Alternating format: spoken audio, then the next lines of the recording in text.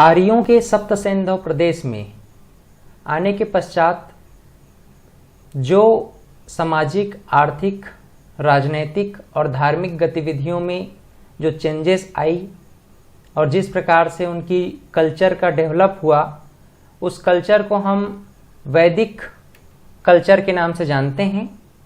और इस वैदिक कल्चर को, उनकी संस्कृति को समझने, आसानी से समझने के लिए हम इसे दो कैटेगरी में डिवाइड कर देते हैं, पूर्व वैदिक काल या ऋग्वैदिक काल, और दूसरा है उत्तर वैदिक काल, है ना।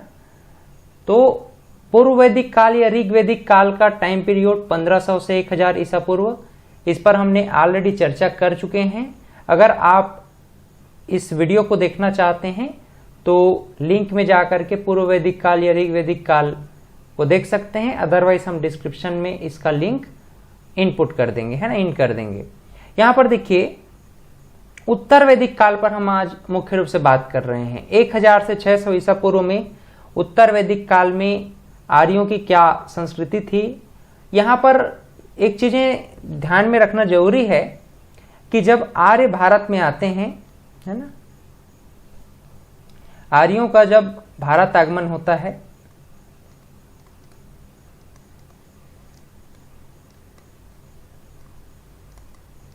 तो यहां पर हमको इनकी जो कल्चर है, संस्कृति है ना, कल्चर में जो इफेक्ट है, प्रभाव है, वो कहां कहां पर मुख्य रूप से देखने को मिलता है। पहली बात तो सोसाइटी के अंदर, समाज के अंदर बहुत सारे हमको बदलाव देखने को मिलते हैं, इफेक्ट देखने को मिलता है, प्रभाव देखने को मिलता है। और एक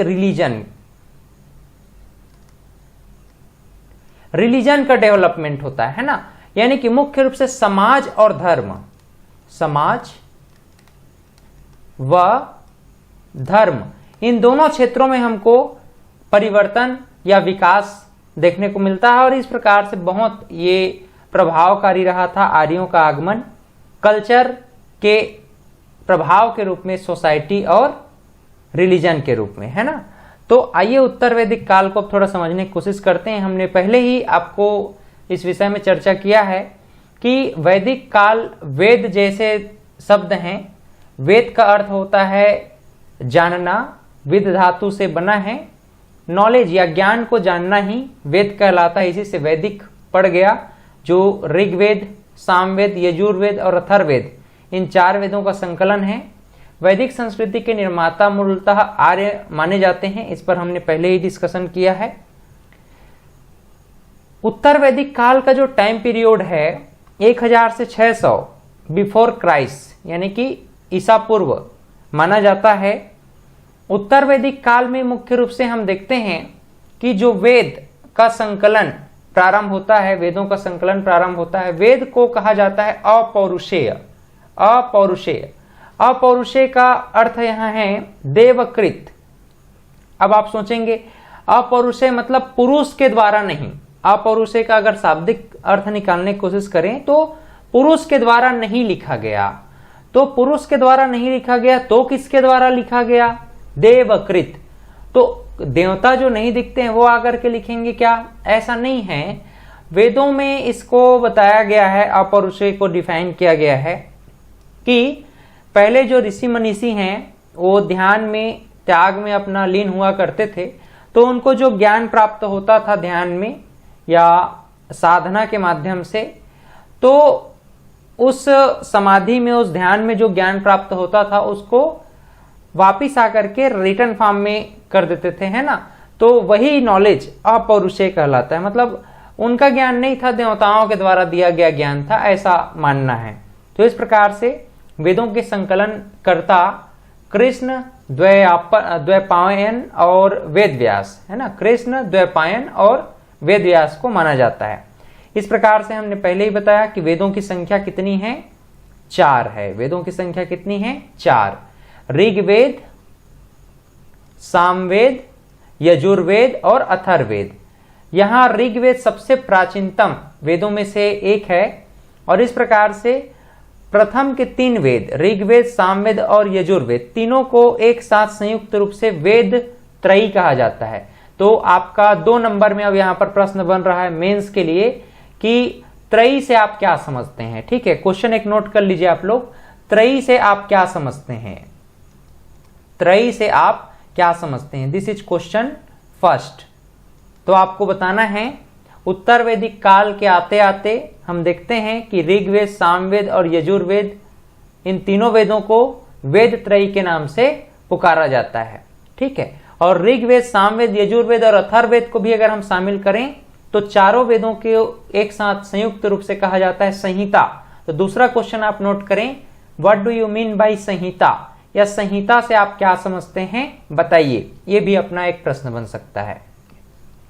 आगे देखिए, ऋग्वेद, सामवेद और यजुर्वेद, इन तीनों वेदों के संग्रह को वेद त्रयी कहा जाता है। 2 मार्क्स के लिए क्वेश्चन है आपका। एक क्वेश्चन बनता है प्रस्थान त्रयी, यहां पर दिख रहा होगा प्रस्थान त्रयी, प्रस्थान त्रयी, इसे हम अंग्रेजी में कहते हैं डिपार्चर ट्रेवलर, डिपार्चर ट्रेवलर, है ना। देखो, डिपार्चर ट्रेवलर का अर्थ क्या समझते हैं आप। श्रीमद् भगवद गीता, ब्रह्मसूत्र और उपनिषद, भगवद गीता, ब्रह्मसूत्र और उपनिषद, भगवद गीता, ब्रह्मसूत्र और उपनिषद, तीनों को संयुक्त रूप से क्या कहा जाता है, प्रस्थान त्रयी कहा जाता है। तीनों को संयुक्त रूप से प्रस्थान त्रयी कहा जाता है। तो ये भी 2 नंबर में क्वेश्चन किया जाता है, ये भी आप ध्यान में रखिएगा। प्रस्थान त्रयी के विषय में मैंने पेपर 6 में स्पेशली जो दर्शन शास्त्र वाला पार्ट है, पार्ट 1, उसमें बहुत डिटेल में एक्सप्लेन किया है प्रस्थान त्रयी को, है ना। तो वहां पर आप जा करके मेंस का जरूर देखिए लेक्चर, तो प्रस्थान त्रयी आपको और डिटेल में नॉलेज हो जाएगा, है ना। उपरोक्त चारों वेदों को क्या कहा गया है, संहिता कहा गया है। इसके विषय में भी हम लोगों ने पढ़ा। वैदिक साहित्यों की बात करें, देखिए मुख्य रूप से 4 वैदिक साहित्य के विषय में हमको जानकारी मिलती है, ऋग्वेद, सामवेद, यजुर्वेद और अथर्ववेद, है ना। तो ऋग्वेद मुख्य रूप से मंत्र और स्तुति से संबंधित है। सामवेद में संगीत, भारतीय संगीत का जनक कहा जाता है सामवेद को। इसी प्रकार से यजुर्वेद में यज्ञ एवं कर्म कांड के विषय में बताया गया है। चिकित्सा, जादू टोना इत्यादि के विषय में अथर्ववेद में बताया गया है। क्लियर, ठीक है। तो इसके सभी के उपवेद भी हैं, सभी वेदों के उपवेद भी हैं। जैसे कि ऋग्वेद का उपवेद है आयुर्वेद, और इसके प्रवर्तक माने जाते हैं ब्रह्मा, और इसके पुरोहित को बोला जाता है होत्री, है ना। उसी प्रकार से सामवेद की अगर बात करें तो सामवेद के उपवेद के रूप में जाना जाता है गंधर्व वेद, और इसके प्रवर्तक माने जाते हैं नारद। यजुर्वेद के उपवेद के रूप में धनुर्वेद है, और इसके प्रवर्तक हैं विश्वामित्र। अथर्ववेद के उपवेद है शिल्पवेद, और इसके प्रवर्तक हैं विश्वकर्मा। ठीक है, तो इस प्रकार से हम लोगों ने वेद और इसके उपवेद को भी समझा। यहां पर देखिए बहुत सारे ब्राह्मण ग्रंथ भी होते हैं ना, वेदों के ब्राह्मण ग्रंथ भी हैं। जैसे कि ऋग्वेद का ऐतरेय, कौशितकी, ऐतरेय और कौशितकी प्रमुख ब्राह्मण ग्रंथ है ना। उपनिषद भी हैं इसके, जैसे कौशितकी उपनिषद और ऐतरेय उपनिषद। उसी प्रकार से यजुर्वेद में शतपथ ब्राह्मण शुक्ल यजुर्वेद का, और तैत्तिरीय ब्राह्मण कृष्ण यजुर्वेद का। बहुत सारे उपनिषद हैं, जैसे ईशो उपनिषद, बृहदारण्यक, कठोपनिषद, मैत्रायणी उपनिषद और श्वेताश्वर उपनिषद। श्वेताश्वर उपनिषद यानी इसका अर्थ होता है सफेद घोड़ा। तो इस प्रकार से ये जो उपनिषद हैं, ये शुक्ल यजुर्वेद और कृष्ण यजुर्वेद, यजुर्वेद के 2 पार्ट हैं, कृष्ण यजुर्वेद और शुक्ल यजुर्वेद, तो उसके उपनिषद कहलाते हैं।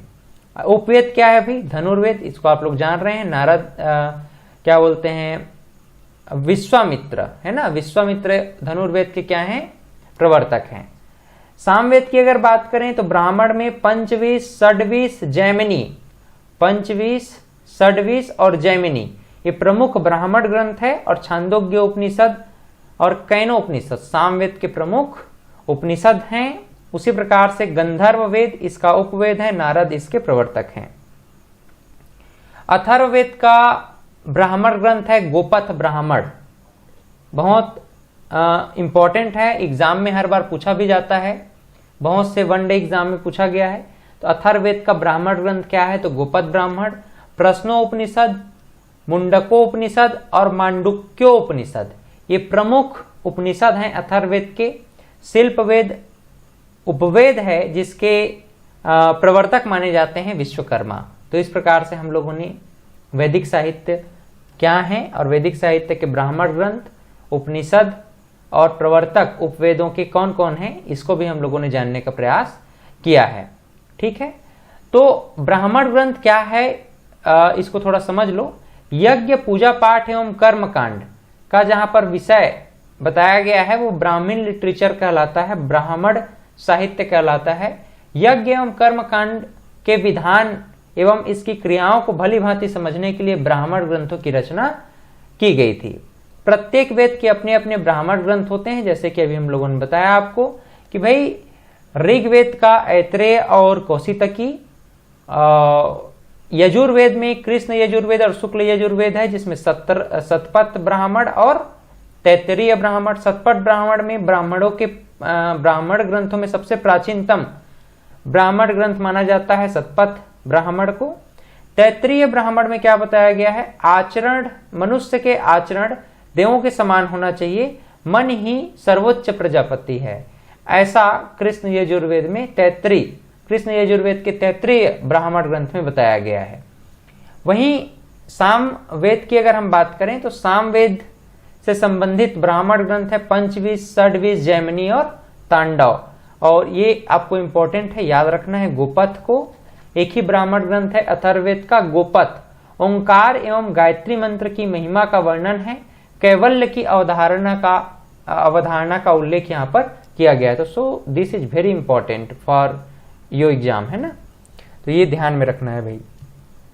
ऋग्वेद को अब थोड़ा सा हम लोग और डिटेल में जानने का प्रयास करते हैं। ऋग्वेद विश्व का प्राचीनतम या प्रामाणिक ग्रंथ माना जाता है, विश्व का प्रामाणिक ग्रंथ माना जाता है। देवताओं की स्तुति से संबंधित रचनाओं का संग्रह है। इसमें 10 मंडल हैं जो कि हमने आपको पहले ही बताया, 2 से 7 तक मंडल 2 to 7 प्राचीनतम मंडल माने जाते हैं और प्रथम एवं दशम मंडल, 1st and 10th मंडल जो है बाद में जोड़े गए हैं। 1028 सूक्त हैं, 10,500 के अबाउट इसमें 10,500 इसमें ऋचाएं हैं, है ना, मतलब मंत्र हैं। और ये पद्यात्मक शैली में है, इसकी शैली कैसी है? पद्य में है ना। ऋग्वेद की अनेक बातें ईरानी भाषा के प्राचीनतम ग्रंथ अवेस्ता से मिलती है। ये इंपॉर्टेंट है, एग्जाम में कई बार पूछा गया है कि ऋग्वेद की जो अधिकांश बातें हैं वो कौन सी प्राचीनतम ग्रंथ से मिलता जुलता है? तो ईरानी भाषा के प्राचीनतम ग्रंथ अवेस्ता। प्रसिद्ध वाक्य असतो मा सद्गमया ऋग्वेद से लिया गया है। असतो मा सद्गमया का अर्थ होता है अंधकार से प्रकाश की ओर ले चलो। इसी प्रकार से तीसरे मंडल में अगर हम बात करें ऋग्वेद का तो गायत्री मंत्र है ना, और गायत्री मंत्र के पश्चात यहाँ पर दूसरे से 8वें मंडल की रचना क्रमशः यहाँ पर जो नाम दिया गया है ना, जैसे कि ग्रीष्मद, विश्वामित्र, वामदेव, अत्रि, भारद्वाज, वशिष्ठ तथा कण्व व अंगिरा ने की है। तो ये आपको ध्यान में रखना चाहिए। मुख्य रूप से आपको ये ध्यान में रखना है, ये तो ईरानी भाषा के प्राचीनतम ग्रंथ अवेस्ता से इसका जो है मिलता जुलता है बहुत सारी बातें। अजदो मा सद्गमया, गायत्री मंत्र, ये सभी कहाँ से लिया गया है? तो ऋग्वेद से लिया गया है। एक चीज और ध्यान में रखना है, जो 10 राग युद्ध के विषय में हम लोग बात करते हैं जो 7वें मंडल में है ना, तो आर्य अनार्य के बीच में जो युद्ध हुआ था तो वो कहां पर बताया गया है? 7वें मंडल में बताया गया है। सर्वप्रथम स्तूप शब्द का प्रयोग कौन से वेद में मिलता है? तो ऋग्वेद में मिलता है। ये भी एग्जाम में देखिए पूछा गया है। तो स्तूप शब्द का सर्वप्रथम प्रयोग ऋग्वेद में मिलता है। इसी प्रकार से देखिए 10वें मंडल में मैंने आपको पहले ही बताया था पुरुष सूक्त 10वां मंडल में पुरुष सूक्त,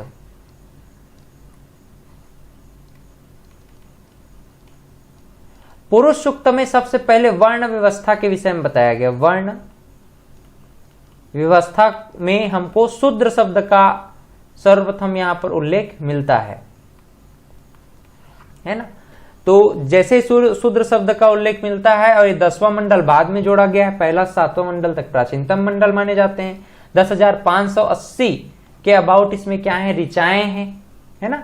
1028 सूक्त हैं, 10 मंडल हैं। तो इस प्रकार से बहुत सारी चीजें हैं जो आपको ध्यान में रखना चाहिए। ये गायत्री मंत्र कहां पर है करके पूछेगा तो आप बताना 3रे मंडल में है, इसके रचयिता हैं विश्वामित्र। इसी प्रकार से अगर आपसे पूछा जाए कि ऋग्वेद का प्रथम ऋचा किसको समर्पित है तो अग्नि देवता को समर्पित है। सूक्तों के रचयिता कौन कौन है तो विश्वामित्र, वशिष्ठ, लोपमुद्रा इत्यादि, ठीक। और ऋग्वेद की कुल 5 शाखाओं के विषय में बताया गया है। ऋग्वेद की कुल 5 शाखाएं, साकल, वास्कल, आश्वायन और सारवायन और मांडुकायन। और इसमें 2 शाखाओं को ही मान्य दिया गया है, मान्य माना गया है, साकल और वास्कल को।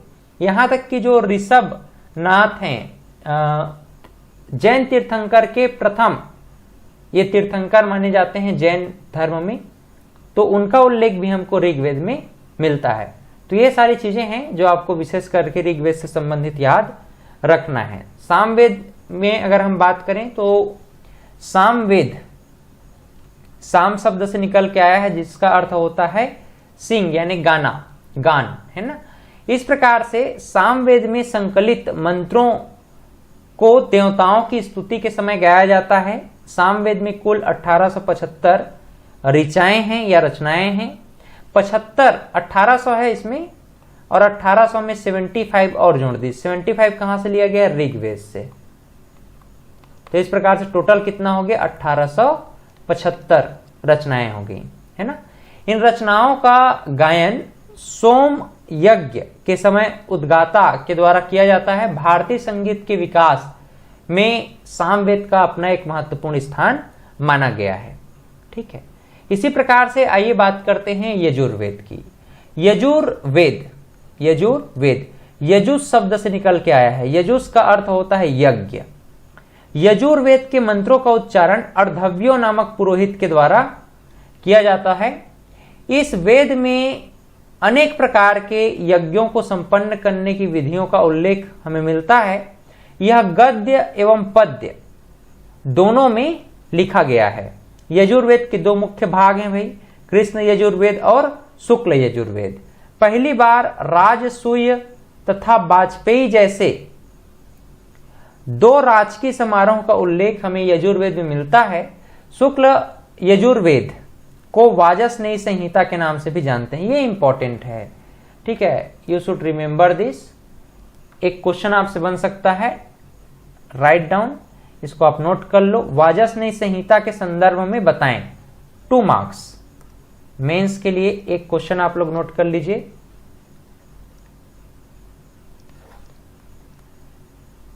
वाजस्नेयी संहिता के विषय में समझाएं, वाजस्नेयी संहिता को समझाएं।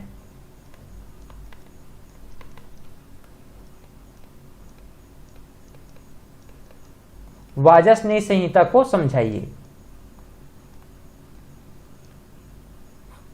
30 वर्ड्स, है ना, 30 शब्दों में आपको इसको लिखना है।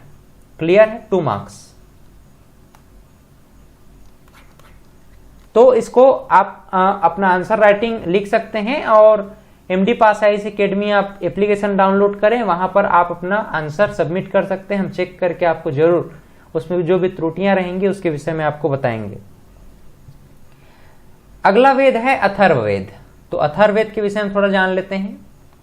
अथर्ववेद की रचना अथर्वा ऋषि के द्वारा की गई है ऐसा माना जाता है। अथर्वा ऋषि, अथर्वा ऋषि के नाम पर ही इस वेद का नाम क्या पड़ गया, अथर्ववेद पड़ गया। इस वेद में कुल 20 मंडल हैं, 731 सूक्त है और 5839 मंत्र है। इस वेद का महत्वपूर्ण विषय क्या है, ब्रह्म ज्ञान, औषधीय प्रयोग, रोग निवारण, तंत्र मंत्र, टोना टोटका आदि। इस नाम से इसे ब्रह्मवेद, भैषज्य वेद और मही वेद के नाम से भी पुकारा जाता है। तो एक और प्रश्न आपका 2 मार्क्स में बन गया। 2 मार्क्स में एक और क्वेश्चन बन गया कि ब्रह्म वेद के विषय में बताइए। ब्रह्म वेद, या फिर आपसे पूछ सकता है भैषज वेद,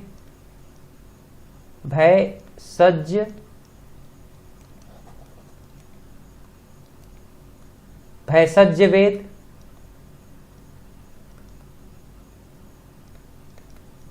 या महिवेद। तो इस प्रकार से कंफ्यूज करने के लिए आपसे क्वेश्चन कर सकता है कि ब्रह्म वेद, भैषज वेद या महिवेद को समझाइए। कितने मार्क्स में लिखना है इसको? 30 वर्ड्स में लिखना है आपको, 2 मार्क्स। ठीक है, क्लियर है?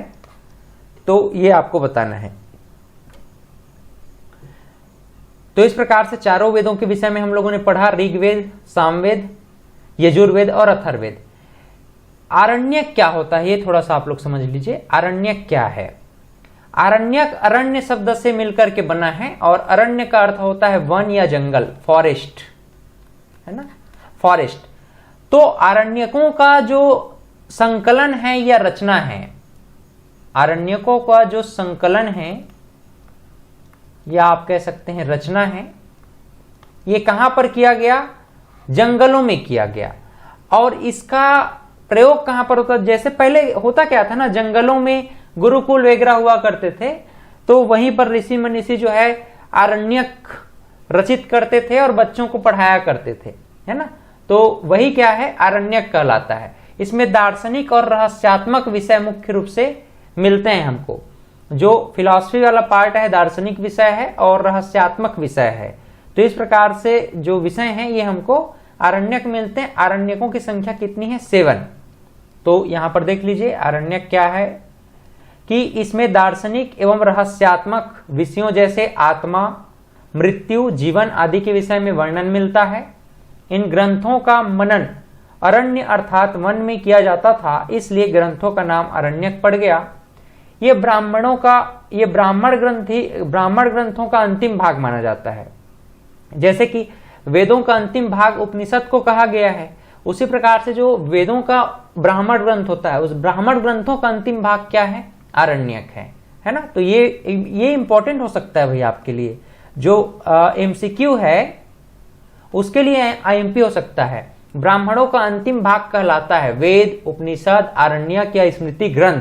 तो आपको बताना है कि आरण्यक ब्राह्मण ग्रंथों का अंतिम भाग कहलाता है ना। इसके बाद देखिए ये वेदांग क्या है। Vedang is very important. What do you mean bye Vedang? तो वेदों के सहायक शास्त्र को वेदांग कहते हैं। मतलब वेदों को समझने के लिए जो सहायक शास्त्र निर्मित किए गए उसी को हम क्या कहते हैं? वेदांग कहते हैं। तो नाम आप लोग कम से कम याद रखिएगा। इसका डिटेल आपको पढ़ना है तो फिर से मैं कहूंगा आप फिलॉसफी वाला जो है चैप्टर आप देखिए, वहां पर वेदांगों को आपको डिटेल में बताया गया है। यहां पर केवल नाम जानिए। वेदांग वेदों के सहायक शास्त्र हैं। वेदों को समझने के लिए इसके सहायक शास्त्र हैं। इसकी संख्या 6 है। शिक्षा, कल्प, व्याकरण, निरुक्त, ज्योतिष, छंद। शिक्षा, कल्प, व्याकरण, निरुक्त, ज्योतिष, छंद। तो ये 6 वेदांग माने गए हैं। ठीक है, वेदों के अंग, वेदों के सहायक शास्त्र हैं। तो इसी प्रकार से इसको और डिटेल में आपको पढ़ना है तो आपको कहां जाना है? फिलॉसफी वाला चैप्टर में जाना है हमारे यूट्यूब में, वहां पर आपको डिटेल में मिल जाएगा। आइए समझते हैं उपनिषद को। द उपनिषदा 800 से 500 ईसा पूर्व के आसपास उपनिषदों को संकलित किया गया। तो उपनिषद का अर्थ क्या होता है? गुरु के समीप बैठना और ब्रह्म ज्ञान प्राप्त करना, आत्मज्ञान प्राप्त करना, यही उपनिषद का क्या होता है? शाब्दिक अर्थ होता है ना। उपनिषद साहित्य के अंतिम भाग एवं सारभूत सिद्धांतों के प्रतिपादक हैं। इसी कारण से इसे वेदों का अंतिम भाग या वेदांत के नाम से जाना जाता है। This is very important question. This question is asked very times. जैसे सीजी व्यापम में आया था, है ना, और सहायक प्राध्यापक में आया था, मार्कफेड में आया था। बहुत सारे एग्जाम में ये जनरली पूछा जाता रहा है कि वेदों का अंतिम भाग होने के कारण हम उपनिषद को ही वेदांत कहते हैं। वेदांत में मुख्य रूप से आत्मज्ञान, ब्रह्म ज्ञान इत्यादि के विषय में बताया, मतलब दर्शन के तत्व पक्ष में, तत्व मीमांसा पक्ष को यहां पर रखा गया है। अगर हम उपनिषदों की बात करें तो उपनिषद की कुल संख्या है 108, 108, जिसमें से 13 ही प्रमाणिक ग्रंथ माने गए हैं। आदि शंकराचार्य ने 13, खास करके 12 जो उपनिषद हैं उसमें अपना एक्सप्लेनेशन दिया है। इसी कारण से 12 उपनिषद मुख्य रूप से हम देखें तो ऑथेंटिक माने जाते हैं।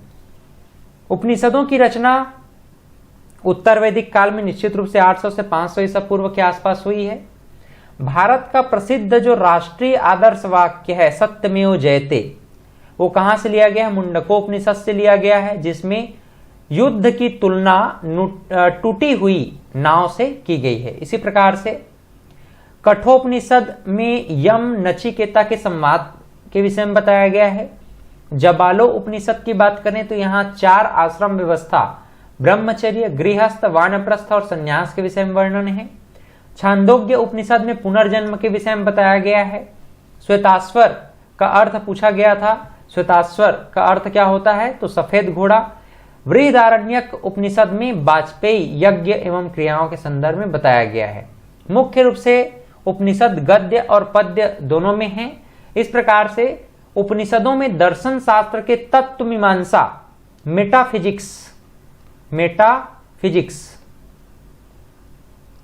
को सर्वाधिक जोर दिया गया है। आत्मा, परमात्मा एवं संसार के संदर्भ में यहां पर बहुत सारी बातें हमको दार्शनिक विचारों का संग्रह मिलता है। ब्रह्म विषयक होने के कारण ही उपनिषद को ब्रह्म विद्या के नाम से भी जानते हैं। यानी कि ब्रह्म विद्या के विषय में अगर पूछा जाए तो आप किसे बताइएगा?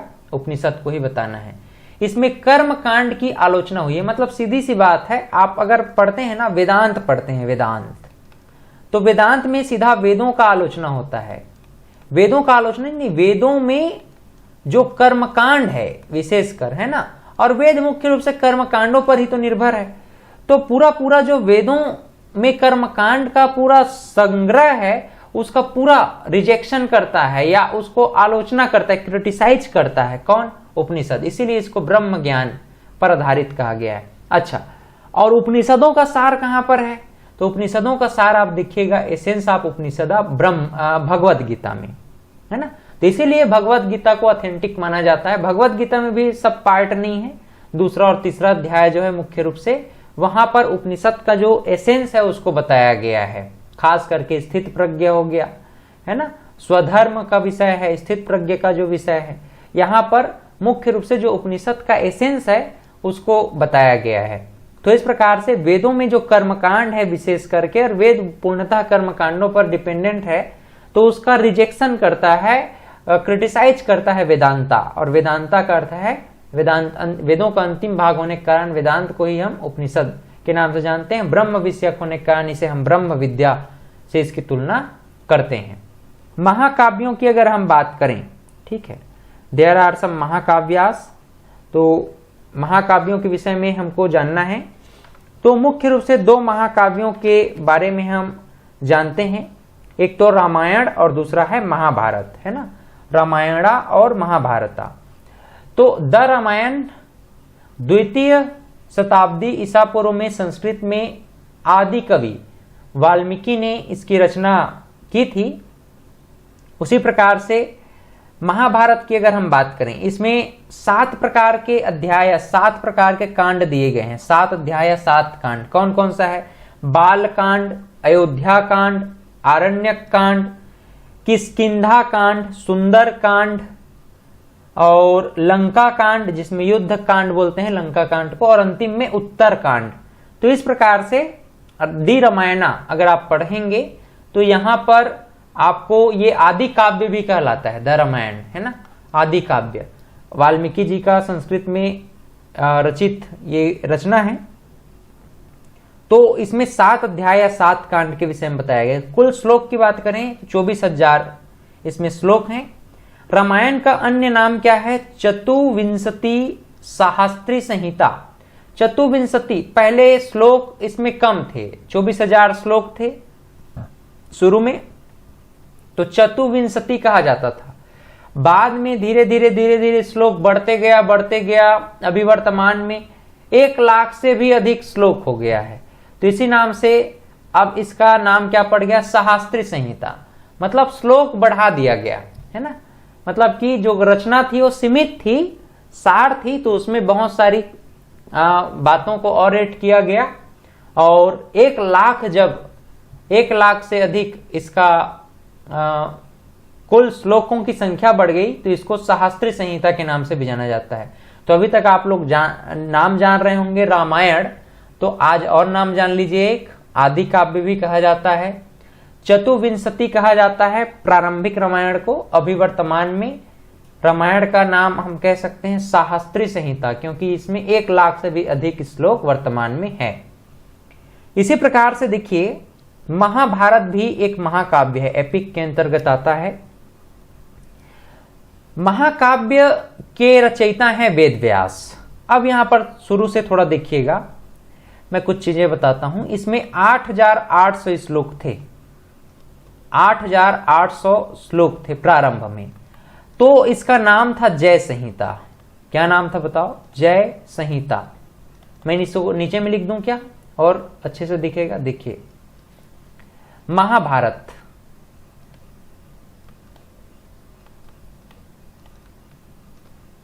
जब इसमें 8800 श्लोक थे प्रारंभ में, है ना, तो इसे किस नाम से जाना जाता था, जय संहिता के नाम से जाना जाता था। ठीक है।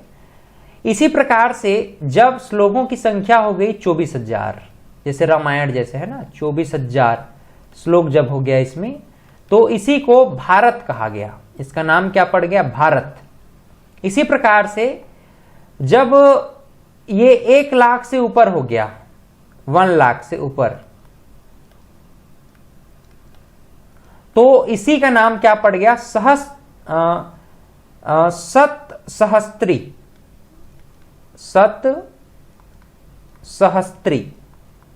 या फिर इसी को सतसहस्त्री संहिता या महाभारत कहा गया, महाभारत कहा गया।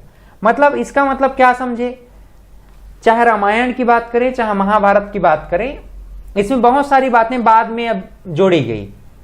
इसका जो सार है वो 24,000 श्लोक से प्रारंभ होता है, आदि काव्य या रामायण का।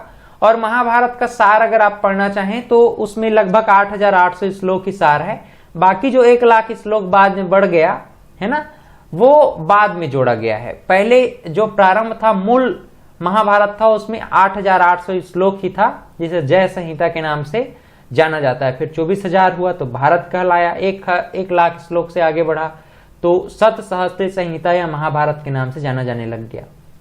इसमें कुल 18 पर्व हैं, है ना। महाभारत में कुल कितने पर्व हैं भाई, तो 18 पर्व यहां पर हैं। और महाभारत में जो श्रीमद् भागवत गीता वाला जो पार्ट है, अंश है, वो निष्काम कर्म योग से संबंधित है मुख्य रूप से, और एक महाभारत का एसेंस माना जाता है श्रीमद् भगवत गीता को। तो इस प्रकार से कुछ चीजें हैं जो आपको ध्यान में लेकर के चलना है। आइए अब थोड़ा समझते हैं महाभारत से आगे पुराण, है ना। पुराण को पंचम वेद माना गया है। This is important.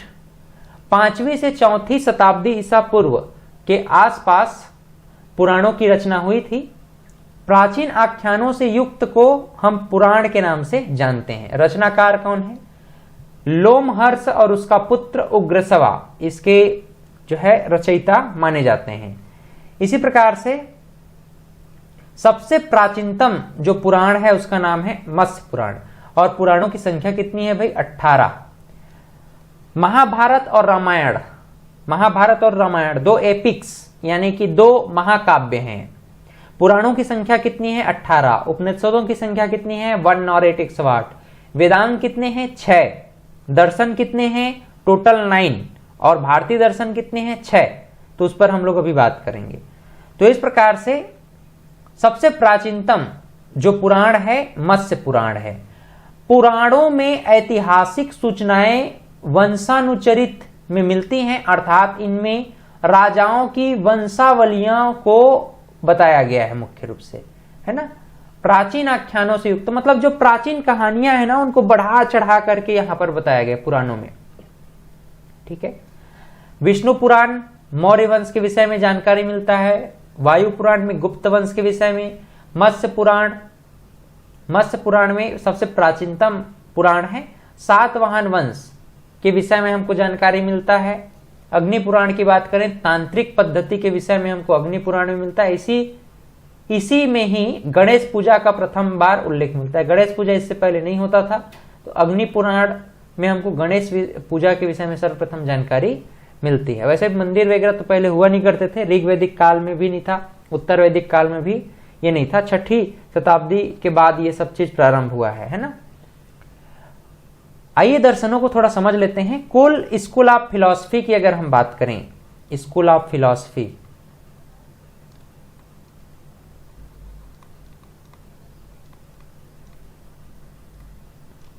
School of philosophy की संख्या है 9। स्कूल ऑफ फिलॉसफी की संख्या कितनी है, मतलब कुल दर्शनों की संख्या कितनी है, 9। यहां इसको हम 2 खंडों में बांट सकते हैं, एक तो एथिस्ट और एक थीस्ट। आस्तिक दर्शन और नास्तिक दर्शन, आस्तिक दर्शन और नास्तिक दर्शन। तो यहां पर अगर हम आस्तिक दर्शनों की बात करें, आस्तिक दर्शन मतलब जो वेदों की प्रामाणिकता पर विश्वास करते हैं उसे हम आस्तिक दर्शन कहते हैं, है ना। और जो वेदों की प्रामाणिकता को नकारते हैं उसे हम नास्तिक दर्शन कहते हैं। वेदों के आधार पर ही इसको डिवाइड किया गया है। जो वेदों की प्रामाणिकता को स्वीकार करें आस्तिक दर्शन है, और जो वेदों की प्रामाणिकता को नकारे वो नास्तिक दर्शन है। तो आस्तिक दर्शनों की संख्या कितनी है, 6। इसी नाम से इसको षड दर्शन कह दिया जाता है, षड दर्शन कह दिया जाता है। ठीक है, और नास्तिकों की संख्या कितनी है, 3। तो कौन कौन से प्रमुख दर्शन है यहां पर देख सकते हो आप, जैनिज्म, बुद्धिज्म और चारवाक। चारवाक प्राचीनतम नास्तिक दर्शन है, नास्तिक शिरोमणि कहा जाता है चारवाक दर्शन को। एकमात्र भौतिकवादी दर्शन है चारवाक, है ना। और जैन दर्शन और बौद्ध दर्शन ये भी नास्तिक संप्रदायिक दर्शन है। आस्तिक संप्रदाय में सांख्य, योग, न्याय, वैशेषिक, पूर्व मीमांसा और उत्तर मीमांसा ये प्रमुख आस्तिक दर्शन है। जैसे सांख्य की बात करें तो कपिल इसके प्रवर्तक हैं। इसमें मुख्य रूप से पुरुष और प्रकृति के विषय में, सृष्टि के रहस्य के विषय में बताया गया है। दर्शन शास्त्र आप लोग पढ़िएगा, दर्शन शास्त्र पेपर 6 से संबंधित है CGPSC में। वहां पर मैंने पूरा लेक्चर सीरीज अपलोड किया हुआ है। आप क्या करें, MD पास IAS अकेडमी का एप्लीकेशन डाउनलोड कर लें, वहां पर पूरा आपको लेक्चर सीरीज मिल जाएगा, है ना। न्याय दर्शन की बात करें तो गौतम न्याय सूत्र लिखे हैं। वैशेषिक कणाद या उलूक, योग दर्शन में पतंजलि, पूर्व मीमांसा में जैमिनी और उत्तर मीमांसा बादरायण। तो इस प्रकार से इसके प्रवर्तक हैं। ये भी कभी कभी एग्जाम में पूछ दिए जाते हैं। वेदांत संप्रदाय को थोड़ा सा याद रखिएगा, जैसे शंकराचार्य अद्वैतवाद, रामानुजाचार्य विशिष्ट द्वैतवाद और माधवाचार्य द्वैतवाद के संस्थापक या प्रवर्तक माने जाते हैं। ये भी एग्जाम में मैक्सिमम टाइम जो है पूछा गया है। आइए अब हम उत्तर वैदिक काल में इनके सामाजिक, आर्थिक और धार्मिक स्थिति को थोड़ा जानने का प्रयास करते हैं। इस काल के अध्ययन के लिए सामवेद, यजुर्वेद, अथर्ववेद तथा ब्राह्मण ग्रंथ का उपयोग है। उत्तर वैदिक काल में आर्यों के जीवन में स्थायित्व हमको देखने को मिलता है। पहले हम देखो 2-3 चीजें आप कंपेयर कर लेना। एक तो हम ऋग्वेद काल की अगर हम बात करें, ऋग्वैदिक काल और उत्तर वैदिक काल।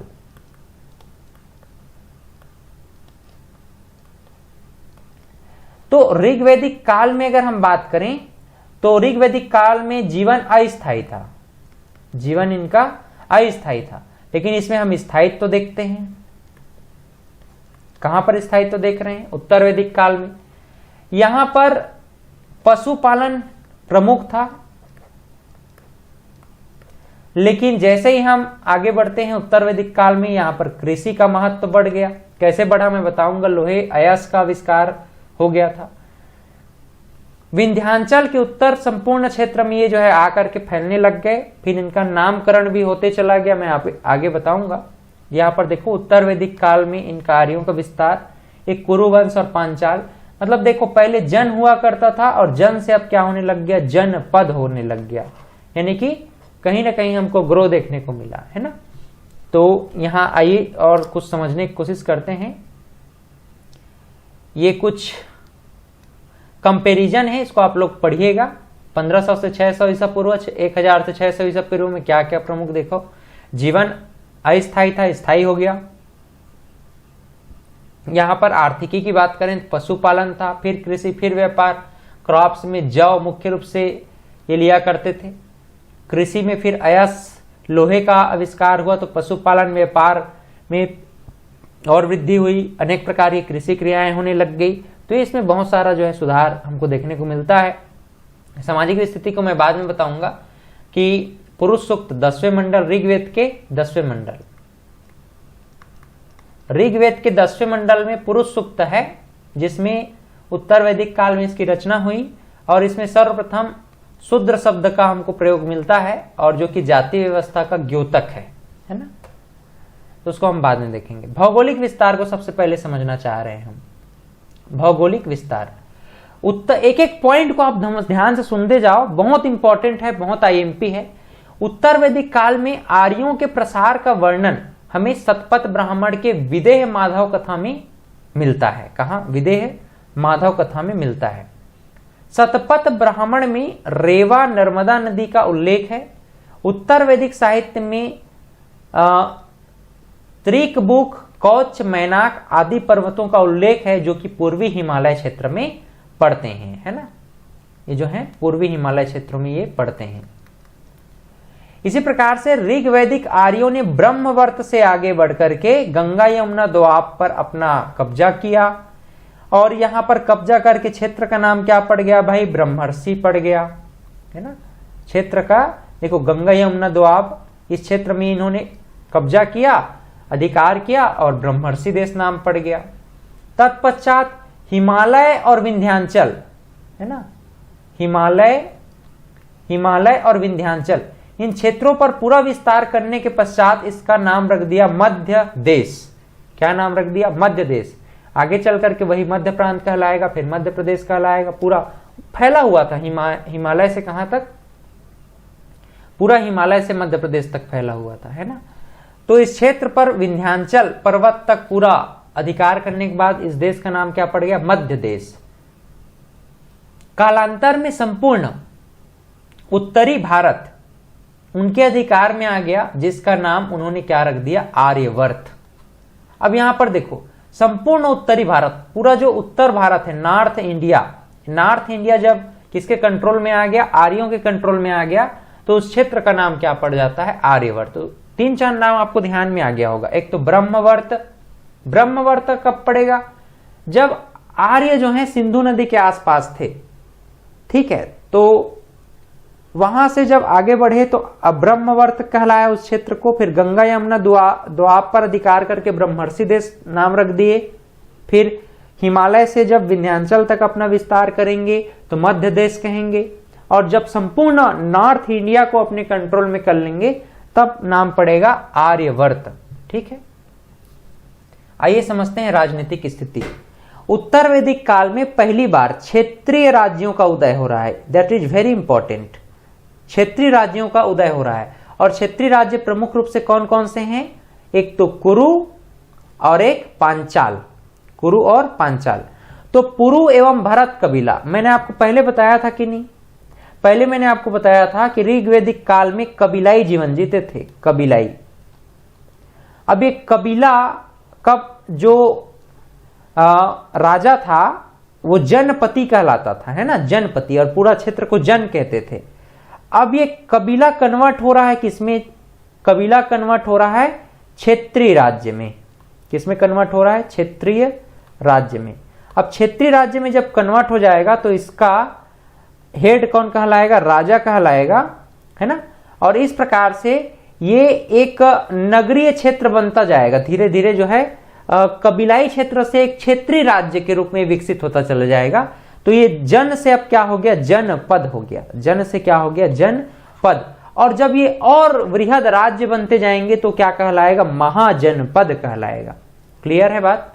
तो इसको थोड़ा सा आप समझ लो। उत्तर वैदिक काल में पहली बार क्षेत्रीय राज्यों का उदय हुआ। पुरु एवं भरत कबीला मिलकर के कुरु बन गया, तुर्वस और क्रिवी मिलकर के पांचाल बन गया। इस प्रकार प्रारंभिक कुरुओं की राजधानी आसंदिवत थी, जिसके अंतर्गत कुरुक्षेत्र, मतलब दिल्ली और हरियाणा का जो ऊपर वाला जो क्षेत्र है ना, जिस सरस्वती नदी के आसपास का जो बीच का क्षेत्र है, तो कुरुक्षेत्र बन गया है ना। और बाद में हस्तिनापुर, इस क्षेत्र का, कुरुक्षेत्र का बाद में हस्तिनापुर को क्या बनाया गया, राजधानी बनाया गया। क्लियर है? आगे देखो इसी में। पांचाल की राजधानी कहां थी भाई? पांचाल की राजधानी थी कांपिल्य। पांचालों के प्रसिद्ध शासक प्रवाहण जयवाली विद्वानों के संरक्षक थे।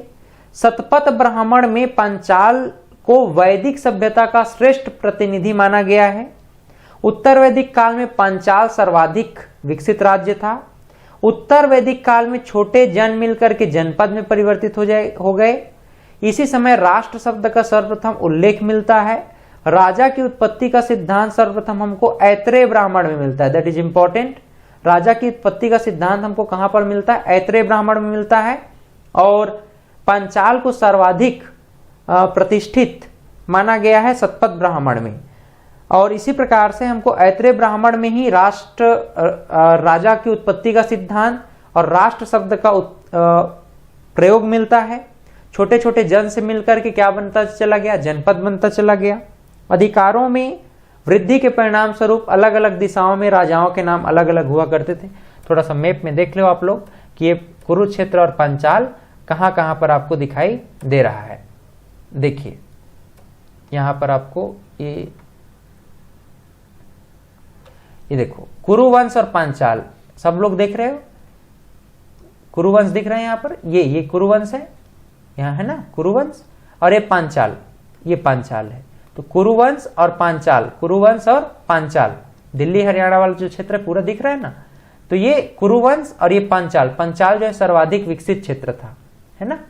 तो इस प्रकार से हम लोगों ने कुरुक्षेत्र और पांचाल। तो उत्तर वैदिक काल में राष्ट्र के रूप में यही ध्यान में रखना है, राष्ट्र में आपको मुख्य रूप से क्या ध्यान में रखना है? कुरुक्षेत्र और पांचाल, कुरुक्षेत्र और पांचाल। और कुरुक्षेत्र कैसे बना? पुरु और भरत कबीला मिलकर के कुरु, तुर्वस और क्रिवी मिलकर के पांचाल बन गया। तो कुरुक्षेत्र और पांचाल प्रमुख रूप से हमको दो राष्ट्र के रूप में समझ में आते हैं। आगे देखिएगा, राजा का राज्याभिषेक से संबंधित जो बातें हैं राजसूय यज्ञ में बताया गया है, और इसके विषय में हम सतपथ ब्राह्मण में पढ़ते हैं। राजा की सहायता के लिए उच्च कोटि के अधिकारी हुआ करते थे, जिन्हें रत्निन कहा जाता है। रत्निन क्यों कहा जाता है? ये कानों में रत्न धारण करते थे, कानों में रत्न धारण करते थे, इसलिए रत्निन। और कुल कितने रत्निन? 12 रत्निन। और ये 12 रत्निन आईएमपी है, एग्जाम में पूछे जा सकते हैं। उत्तर वैदिक काल में रत्निनों की संख्या बताइए, तो 12 रत्निन। और रत्निन किसके कहां पर बताया गया? सतपथ ब्राह्मण में 12 रत्निनों के विषय में बताया गया है। तो 12 रत्निन कौन कौन से थे? पुरोहित, सेनानी, सूत, ग्रामणी, भागदूध, संग्रहिणी, अक्षवाप, रथकार, गोवीकर्तन, महिषी, पालागल और युवराज। तो पुरोहित धार्मिक कार्य करते थे, सेनानी सेनापति थे, सूत राजा के सारथी थे, ग्रामणी ग्रामों का प्रधान हुआ करते थे, जो कि पूर्व वैदिक काल में भी चल रहा था ग्रामणी। भागदूत कर का संग्रह करता था, लेकिन संग्रहित्री, ये एग्जाम में पूछा गया, संग्रहित्री कोषाध्यक्ष थे। अक्षवाप पासे के खेल में राजा का सहयोग करता था, अक्षवाप। रथकार रथ का निर्माण करने वाला। गोवीकर्तन जंगल विभाग का फॉरेस्ट प्रमुख हुआ करता था, रेंजर फॉरेस्ट प्रमुख हुआ करता था, गोवीकर्तन, है ना, जंगल विभाग का प्रधान था गोवीकर्तन। महिषी मुख्य रानी हुआ करती थी, महिषी। और पालागल विदूषक दूत मित्र हुआ करते थे। इसी प्रकार से युवराज जो है राजकुमार। तो ये 12 रत्नीन हुआ करते थे, 12 रत्नीन कानों में रत्न धारण करते थे और ये 12 रत्नीन उच्च कोटि के अधिकारी हुआ करते थे जो कि राजा की सहायता करते थे। इस प्रकार से इनके विषय में शतपथ ब्राह्मण में बताया गया है। उत्तर वैदिक काल है, याद रखिएगा। देखिए कुछ परिवर्तन भी देखने को मिलता है। जैसे सबसे प्राचीन संस्था हम ऋग्वैदिक काल में देखते थे विदथ, और विदथ में क्या होता था, जो लूट के लाया करते थे, है ना, जो भी संपदा उसको बांटते थे, बंटवारा करने का काम विदथ के माध्यम से होता था। अब उत्तर वैदिक के काल के आते आते ये समाप्त हो गया। राजा पर सभा और समिति का नियंत्रण भी धीरे धीरे क्या होने लग गया, समाप्त होने लग गया। अथर्ववेद में कहा गया है कि सभा और समिति प्रजापति की 2 पुत्रियां थी, है ना। उत्तर वैदिक काल में राजतंत्र ही शासन का आधार बन गया। क्या था, राजतंत्र ही शासन का आधार बन गया। लेकिन कहीं कहीं पर हमको गणतंत्र के उदाहरण भी मिले हैं, जैसे कि वल्ली और वत्स के विषय में हम लोग बाद में उसको पढ़ेंगे जब महाजनपद पढ़ेंगे। स्थायी सेना आज भी नहीं होती थी, सेनाएं तो थी लेकिन स्थायी सेना आज भी नहीं थी। स्थायी सेना पूर्व वैदिक काल में भी नहीं था, उत्तर वैदिक काल में भी नहीं है। उस समय राजतंत्र नहीं था, लेकिन आज की उस समय एक मतलब कि यूनिट हुआ करता था, सामाजिक यूनिट के रूप में काम करते थे, लेकिन अब राजतंत्र ही आधार बन गया। और प्राचीन संस्था विद तो समाप्त ही हो गई और सभा और समिति का नियंत्रण राजा से हट गया। इस प्रकार से सूत एवं ग्रामणी को राजा बनाने वाला कहा गया है। और सूत के विषय में मैंने अब भी आपको बताया, देखो यहां पर एक आपको दिखेगा सूत, राजा का सारथी, राजा का सारथी को सूत कहा जाता है, ठीक है। तो यहां पर अब देखो सूत एवं ग्रामणी, ग्रामणी का मतलब, अब देखो आज भी तो होता है ना, आज भी चुनाव लड़ते हैं तो लोग क्या करते हैं, ग्रामीण क्षेत्रों में जाते हैं, है ना, प्रणाम करते हैं लोगों को, भाई हमको ही क्या करो, वोट दो। तो ग्रामणी मतलब कि गांव का प्रधान, गांव का मुखिया, और सूत मतलब राजा का सारथी। तो इन दोनों को कृतकर्त्री कहा गया, मतलब कि राजा बनाने वाला कहा गया है। राजा न्याय का सर्वोच्च अधिकारी होता था, न्यायपालिका का सर्वोच्च अधिकारी कौन है, राजा ही होता था। ब्राह्मण को मृत्यु दंड नहीं दिया जाता था, दैट इज इंपॉर्टेंट, है ना। ब्राह्मणों को मृत्यु दंड नहीं दिया जाता था भाई, बाकी किसी को मृत्यु दंड दे सकते हो, ब्राह्मणों को मृत्यु दंड का कोई भी अधिकार नहीं था। उत्तर वैदिक काल में राजा अपनी प्रजा से नियमित कर वसूलने लग गया, टैक्सेशन का सिस्टम। उस समय ये बलि के रूप में स्वेच्छा से दिया जाता था पूर्व वैदिक काल में। अब उत्तर वैदिक काल में ये टैक्सेशन नियमित हो जाएगा, इसे शुल्क या भाग के नाम से पुकारा जाने लग गया। पहले ये बलि कहलाता था, अब शुल्क या भाग कहलाने लग गया, जो कि 1/16 1/16वां भाग टैक्स के रूप में लिया जाता था। तो टैक्सेशन सिस्टम हमको नियमित देखने को मिलता है उत्तर वैदिक काल में। आइए बात करते हैं राजनीतिक स्थिति की। राजनीतिक स्थिति तो उत्तर वैदिक काल में सामाजिक व्यवस्था का आधार वर्ण व्यवस्था हो गया, है ना। यद्यपि वर्ण व्यवस्था में कठोरता आने लग गई थी, हम देखते हैं, जैसे कि हमने पहले ही आपको बताया कि जो ऋग्वेद का 10वां मंडल है पुरुष सूक्त, तो उसमें सर्वप्रथम शूद्र शब्द का उल्लेख मिलता है। समाज 4 वर्णों में बढ़ जाएगा, ब्राह्मण, क्षत्रिय, वैश्य और शूद्र।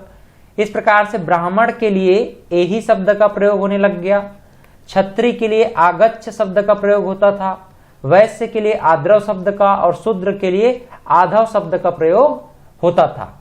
ब्राह्मण, क्षत्रिय और वैश्य, इन तीनों को द्विज कहा जाता था। द्विज मतलब दोबारा जन्म लेने वाले। और उपनयन संस्कार के अधिकारी थे ब्राह्मण, उपनयन संस्कार के अधिकारी थे ब्राह्मण, और बाद में फिर क्षत्रिय भी हो गए। लेकिन अभी भी वैश्य और शूद्र को अलग रखा गया है, समझ लीजिए। तो उपनयन संस्कार के अधिकारी थे ब्राह्मण और क्षत्रिय, लेकिन ब्राह्मण, क्षत्रिय और वैश्य को द्विज कहा जाने लग गया। चौथा वर्ण जो है शूद्र, इनको उपनयन संस्कार का अधिकारी नहीं माना जाता था। यहीं से शूद्रों को अपात्र या आधारहीन मानने की प्रक्रिया क्या हो गई, प्रारंभ हो गई, ठीक है। तो ये बात आप लोग ध्यान में रखिएगा। सामाजिक स्थिति है। यज्ञ का अनुष्ठान, यज्ञ का अनुष्ठान, तो यज्ञ का जो अनुष्ठान है यहां पर देख सकते हैं आप, हम दूसरा इसमें हाइलाइटर ले लेते हैं। यज्ञ का अनुष्ठान बढ़ जाने के कारण ब्राह्मणों की शक्ति में अपार वृद्धि हुई। भाई यज्ञ करवाने वाला कौन है? यज्ञ करवाएगा ब्राह्मण, और ब्राह्मण यज्ञ करवाएगा तो फोकट में तो करवाएगा नहीं भाई, उनको क्या चाहिए? अच्छा खासा दान चाहिए, है ना। तो ब्राह्मणों की शक्ति में अपार वृद्धि हुई। ब्राह्मण लोग अपने यजमानों के लिए तथा अपने धार्मिक अनुष्ठान के लिए यज्ञ किया करते थे, है ना। उन्हें अदाई या दान लेने वाला कहा गया। मतलब कि उस समय से ही ब्राह्मण जो है अदाई कहलाने लग गए, मतलब दान लेने वाले कहलाने लग गए, है ना। सोमपाई, अदाई और सोमपाई कहलाते थे। मतलब कि ब्राह्मणों को उसी समय से क्या कहा जाने लग गया? अदाई और सोमपाई। अदाई का अर्थ होता है दान लेने वाला, और सोमपाई का अर्थ होता है भ्रमण करने वाला। भ्रमण कर करके दान लिया करते थे, ठीक है। ऐत्रेय ब्राह्मण में चारों वर्णों के कर्तव्यों का वर्णन हमें मिलता है। कहां पर? ऐत्रेय ब्राह्मण में। इस काल में केवल वैश्य ही कर चुकाते थे। कौन चुकाते थे? वैश्य। ब्राह्मण एवं क्षत्रिय दोनों वैश्य से वसूले राजस्व पर जीते थे, है ना। ब्राह्मण और क्षत्रिय, ब्राह्मण को तो न टैक्स देना है, न ही उनको फांसी पर लगा सकते हो, न ही किसी प्रकार का सजा दे सकते हो, क्योंकि ब्राह्मण जो है अदाई हैं, मतलब दान लेने वाले हैं। सोमपाई हैं, भ्रमण करने वाले हैं। यजमानों के लिए धार्मिक अनुष्ठान और यज्ञ करवाने वाले हैं। इनकी शक्ति धीरे धीरे वृद्धि होती चली गई, अपार वृद्धि होती चली गई। युद्ध कभी नहीं लड़ते थे, लेकिन युद्ध जरूर लड़वाते थे। तो इस प्रकार से ऐत्रेय ब्राह्मण में चारों वर्णों के कर्तव्यों का वर्णन मिलता है। वैश्य से ही टैक्स लिया करते थे, और वैश्य के टैक्स से ही ब्राह्मण और क्षत्रिय अपना गुजारा करते थे। शूद्र का कार्य अन्य वर्गों की सेवा करना था, ठीक है। इनका कार्य क्या था? अन्य वर्गों की सेवा, मतलब उपरोक्त तीनों वर्णों की सेवा करना है। समाज में रथकार का ऊंचा स्थान था, जिसका उपनयन संस्कार किया जाता था, ठीक है। ऋग्वैदिक काल की अपेक्षा, ऋग्वैदिक काल की अपेक्षा उत्तर वैदिक काल में स्त्रियों की दशा हम निश्चित रूप से देखेंगे गिरावट होगी, क्योंकि मैंने आपको पहले ही बताया था उपनयन का संस्कार जो था विद्या अर्थन करने के संदर्भ में यज्ञोपवीत, वो जो है स्त्रियों से छीन लिया गया। ऐत्रेय ब्राह्मण में पुत्री को सभी दुखों का स्रोत माना लग गया। देखो यार कितनी बड़ी बात है ना। ऐत्रेय ब्राह्मण में स्पष्ट रूप से कहा गया है पुत्री सभी दुखों का स्रोत है, तथा पुत्र को परिवार का रक्षक बताया गया। मतलब कि जो लड़की पैदा हो रही है मतलब केवल दुख है। लड़की क्या है? दुख है। लड़की पैदा हो रहा है मतलब दुख का कारण है, और अगर लड़का पैदा हो रहा है तो सुख का कारण है। तो ऐसा ऐत्रेय ब्राह्मण में बताया गया है। उत्तर वैदिक काल में आश्रम व्यवस्था स्थापित हुई। में 3 आश्रमों की व्यवस्था में सबसे पहले बताया गया ब्रह्मचर्य, गृहस्थ और वानप्रस्थ। आगे चल करके जबालोपनिषद में हम देखेंगे कि चारों आश्रम व्यवस्था के विषय में बताया गया, ठीक है। तो ब्रह्मचर्य, गृहस्थ, वानप्रस्थ और आगे चल करके संन्यास, 4 आश्रम व्यवस्था। सर्वप्रथम जबालोपनिषद में चारों आश्रम व्यवस्था का वर्णन मिलता है। उत्तर वैदिक काल में आर्यों को चावल, नमक, मछली, हाथी, बाघ आदि का ज्ञान हो गया था। ऋग्वैदिक काल में ये सभी अज्ञात थे, मतलब कि चावल, नमक और मछली, हाथी, बाघ के विषय में नहीं जान रहे थे लोग, है ना, पूर्व वैदिक काल में या ऋग्वैदिक काल में। लेकिन ऋग्वैदिक काल के आते आते इन सब के विषय में इनको नॉलेज हो गया था। 2 प्रकार के विवाह मैंने आपको जो बताया था उसमें, अच्छा इसमें 8 प्रकार के विवाह होंगे, है ना, मुख्य रूप से। लेकिन अभी 2 प्रकार के विवाह ही देखिए। आगे चलेंगे थोड़ा सा ना तो और जो वैदिक साहित्य आएंगे फिर उसके बाद फिर 8 प्रकार का विवाह होने लग जाएगा। अभी अनुलोम विवाह और प्रतिलोम विवाह को ध्यान में रखिएगा। आगे चल करके हम इस पे 8 प्रकार के विवाह की चर्चा करेंगे। अनुलोम विवाह में पुरुष वर्ण उच्च है, कन्या वर्ण निम्न है। प्रतिलोम विवाह में पुरुष वर्ण उच्च है, कन्या वर्ण जो है उच्च और पुरुष वर्ण निम्न हो जाएगा। तो इस पर हमने 8 प्रकार के और विवाह आगे चर्चा करने हैं आपसे। आर्थिक स्थिति देखिएगा, उत्तर वैदिक काल में कृषि कार्यों का मुख्य पेशा हो गया। लोहे के उपकरणों का प्रयोग से कृषि क्षेत्र में क्रांति आने लग गई। यजुर्वेद में लोहे के लिए श्याम या अयस शब्द का प्रयोग किया गया है, या फिर इसी को कृष्ण अयस के नाम से भी पुकारा जाता था। शतपथ ब्राह्मण में कृषि की 4 क्रियाएं, जुताई, बुआई, कटाई और मढ़ाई के विषय में उल्लेख है। पशुपालन गौड़ हो गया, मतलब प्रथम क्या हो गया, कृषि, और दूसरे नंबर में फिर पशुपालन। अथर्ववेद में सिंचाई के साधन के रूप में वर्णकूप एवं नहर, मतलब कि नहर और कुएं का वर्णन मिलता है। हल की नाली को सीता कहा जाता था, और अथर्ववेद के विवरण के अनुसार सर्वप्रथम पृथ्वीवेन ने हल और कृषि को जन्म दिया था। तो ये एक इंपॉर्टेंट चीज हो जाता है यहां से, है ना, ये आर्थिक कंडीशन में। आर्थिकी में और कुछ चीजें देखिए, इस काल में मुख्य फसल, इस काल में मुख्य फसल अगर हम बात करें तो गेहूं और जौ हो गई, धान और गेहूं हो गई, ठीक है। पहले जौ थी, अब क्या है, धान और गेहूं हो गई। यजुर्वेद में धान के लिए ब्रीही, यौ यानी गेहूं, यौ के लिए जौ, उसी प्रकार से गेहूं के लिए गोधूम, मसूर, और माड़ उड़ीद के लिए, और मूंग के लिए मुग्ध कहा जाता था। अथर्ववेद में सर्वप्रथम नहरों के बारे में उल्लेख हमको मिलता है। कहां पर, अथर्ववेद में। इस काल में हाथी को पालतू बनाए जाने के साक्ष्य मिलते हैं, जिसके लिए हस्ती या वारण शब्द का प्रयोग मिलता है। वेदारण्यक उपनिषद की बात करें तो श्रेष्ठिन शब्द का तथा ऐत्रेय ब्राह्मण में श्रेष्ठ शब्द का उल्लेख व्यापारियों की श्रेणियों के लिए किया जाता रहा है ना, श्रेष्ठिन।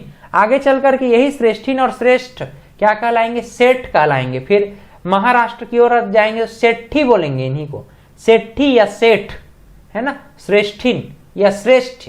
बृहदारण्य के उपनिषद में श्रेष्ठिन, ऐत्रेय ब्राह्मण में श्रेष्ठ, और इसका जो अपभ्रंश होता जाएगा सेठ और श्रेष्ठी, या फिर कहेंगे ये सेठी कहा जाने लग गया, व्यापारियों की श्रेणी में आते थे।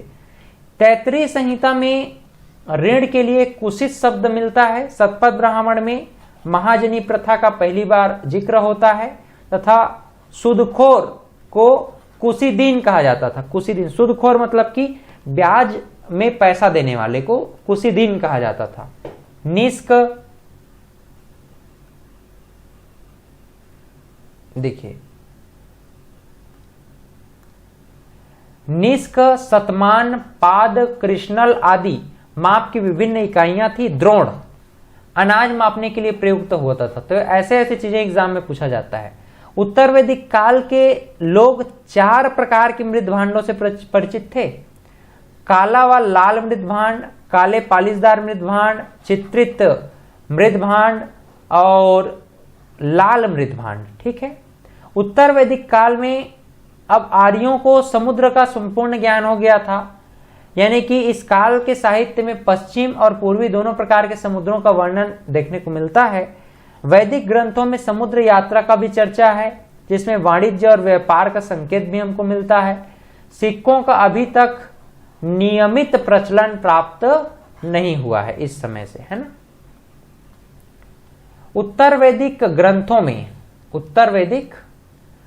ग्रंथों में कपास का उल्लेख कहीं पर नहीं हुआ है, बल्कि उन्हीं शब्दों का प्रयोग कई बार हुआ है।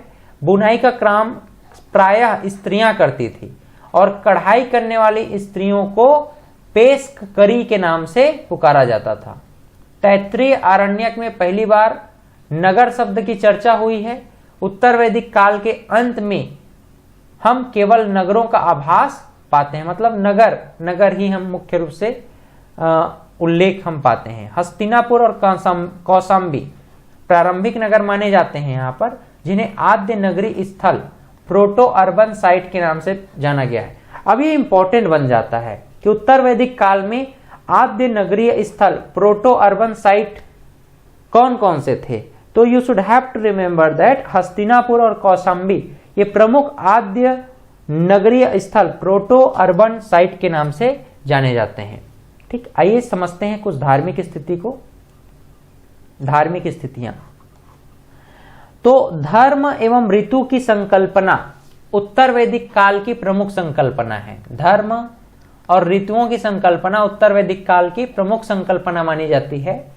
धर्म से आशय व्यक्ति के स्वयं तथा समाज के प्रति कर्तव्य के विषय में था, जबकि ऋतु सार्वभौमिक विधान थी जो सृष्टि का नियामक था। और यहीं से आप आगे चल करके देखोगे एक ऋत शब्द आएगा। ऋतु से ऋत शब्द मतलब प्राकृतिक नियम कहलाएगा।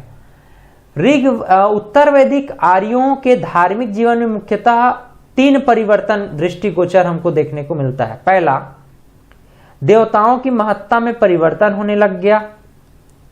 आराधना की रीति रिवाज में परिवर्तन होने लग गया, मतलब कि पहले लोग प्रकृतिवादी थे, अब आडंबरवादी होने लग गए। तथा धार्मिक उद्देश्यों में हमको परिवर्तन देखने को मिलता है। ठीक है, तो इस प्रकार से हमको धार्मिक स्थिति में कुछ चेंजेस देखने को मिलेगा। उत्तर वैदिक काल में इंद्र के स्थान पर सृजन के देवता प्रजापति को माना गया। इंद्र को पुरंदर का देवता भी कहा गया है। कहां? सिंधु घाटी सभ्यता के पश्चात ऋग्वैदिक काल में इंद्र के स्थान पर सृजन के देवता प्रजापति को सर्वोच्च स्थान मिलता है। रुद्र और विष्णु 2 अन्य प्रमुख देवता इस काल के माने जाते हैं। वरुण जल का देवता माना जाता है, जबकि पूषण शूद्रों का देवता माने गए। पूषण को शूद्रों का देवता माना गया। पूषण मतलब पशु। इस काल में प्रत्येक वेद के लिए अपने पुरोहित हुआ करते थे। ऋग्वेद या पुरोहित होत्री, उद्गाता, जैसे कि ऋग्वेद के लिए होत्री, सामवेद के लिए उद्गाता, यजुर्वेद के लिए अर्धव्यु, अथर्ववेद के लिए ब्रह्मा, ये पुरोहित हुआ करते थे। यही लोग ही वेदों का गायन कर सकते थे, वेदों का पाठ कर सकते थे। कौन कौन? होत्री, उद्गाता, अर्धव्यु और ब्रह्मा, है ना। उत्तर वैदिक काल में अनेक प्रकार के यज्ञ प्रचलित थे, जिसमें सोम यज्ञ या अग्निष्टोम यज्ञ, अश्वमेध यज्ञ, वाजपेयी यज्ञ और राजसूय यज्ञ प्रमुख है। आगे चल करके मैं यज्ञ के विषय में बताऊंगा। मृत्यु की चर्चा सर्वप्रथम शतपथ ब्राह्मण में, मोक्ष की चर्चा सर्वप्रथम उपनिषद में ही मिलता है। पूर्वजन की अवधारणा वृहदारण्य के उपनिषद में मिलती है। निष्काम कर्म योग का सिद्धांत सर्वप्रथम ईशो उपनिषद में हमको बताया गया है। तो ये इंपॉर्टेंट चीजें हैं। मृत्यु का चर्चा सर्वप्रथम शतपथ ब्राह्मण तथा मोक्ष की चर्चा सर्वप्रथम उपनिषद में मिलता है। मृत्यु की चर्चा शतपथ ब्राह्मण, मोक्ष की चर्चा उपनिषद में, पुनर्जन्म की अवधारणा बृहदारण्य के उपनिषद में, निष्काम कर्म का सिद्धांत सर्वप्रथम ईशो उपनिषद में मिलता है। ठीक है, तो मैंने कहा आपको कि मैं यज्ञों के विषय में बताऊंगा, तो देख लो यज्ञ। अग्निष्टोम यज्ञ है ना, पापों के क्षय और स्वर्ग की ओर ले जाने वाले नाव के रूप में अग्निष्टोम यज्ञ किया जाता था।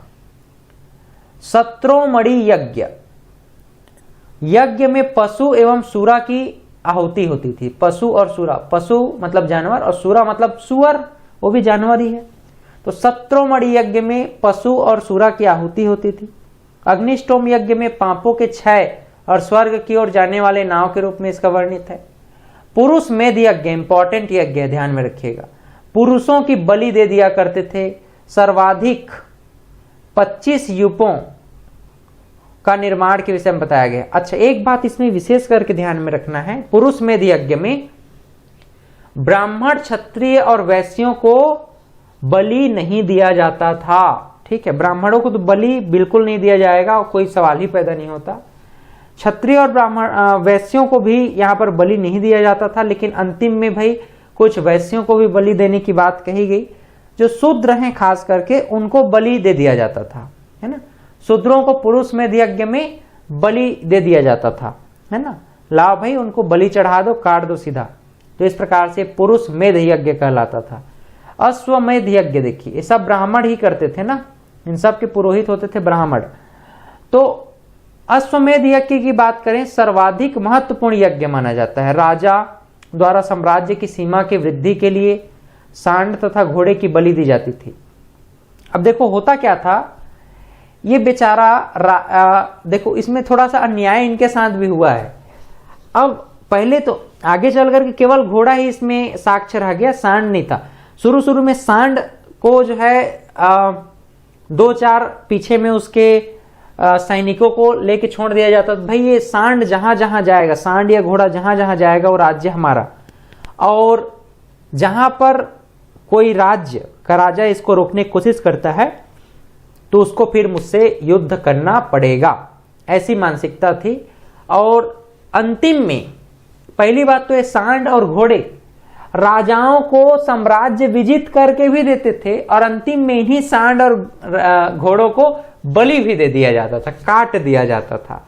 बताओ भले, ये एक प्रकार से इनके प्रति अन्याय था, लेकिन अब कैसे करोगे। अश्वमेध यज्ञ उस समय का प्रमुख यज्ञ है। इसी प्रकार से देखिए राजसूय यज्ञ, राजाओं का राज्याभिषेक होता था, सब में मुख्यतः बलि वगैरह हुआ करता था। बलि को आहुति शब्द से जनरली प्रयुक्त होता था, आहुति, है ना। वाजपेयी यज्ञ में क्या होता था, अपनी शक्ति प्रदर्शन करने के लिए रथ दौड़ का आयोजन होता था।